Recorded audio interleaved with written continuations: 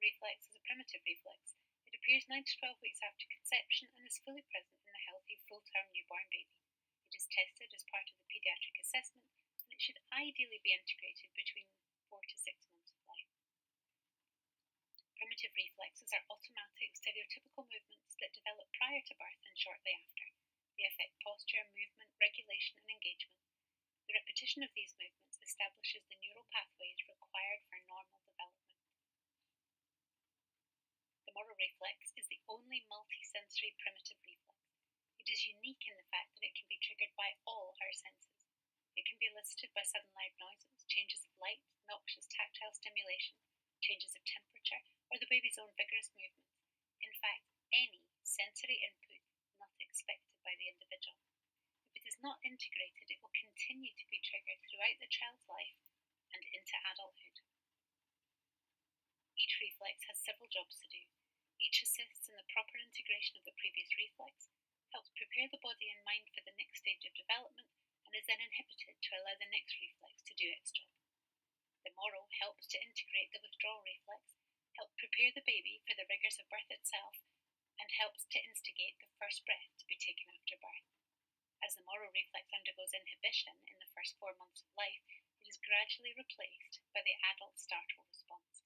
Where the Moro reflex is primarily an extensor movement followed by flexion, the adult startle response is a startle reaction consisting of an intake of breath, a movement to scan the environment, orient the stimulus, and decide whether to react to the stimulus or ignore it.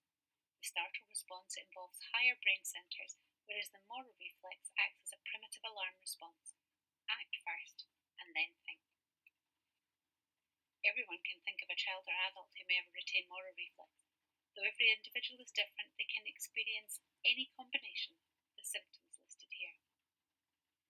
These symptoms can lead to awkwardness and social anxiety. People with a retained Moro reflex often suffer from poor self-confidence and low self-esteem. They are often recognised by others as being different, which can lead to isolation or even bullying. They often struggle when taking criticism because it's taken so very personally. They have a tendency to dislike change as they are often unable to respond spontaneously or flexibly to new situations. When the Moro reflex is retained, everyday non-toxic situations can trigger these physiological reactions. The individual is left dealing with an overload of hormones and fighting the fight-or-flight reaction, which leaves little energy left to concentrate. Think how many times in an average day this could be triggered. For very sensitive individuals, they are constantly in a state of high alert. Adults with a retained Moro reflex can suffer from anxiety and depression as they're overwhelmed by situations in life. It can lead to phobias and panic disorders. It can even result in the persistent allergies and an ineffective immune system. In the classroom, students are usually very easily distracted by everything. These students are often immature but can be creative and imaginative. They are constantly startled by the unexpected and hate loud sounds and flashing lights. They may find working on screens or under fluorescent lights particularly difficult. Their work can be messy as they tire easily and are so often distracted. Often they appear more interested in interaction with the teacher rather than other pupils who are perhaps less predictable and less forgiving. Fortunately, it is possible to encourage the integration of the Moro reflex using one of our movement programs.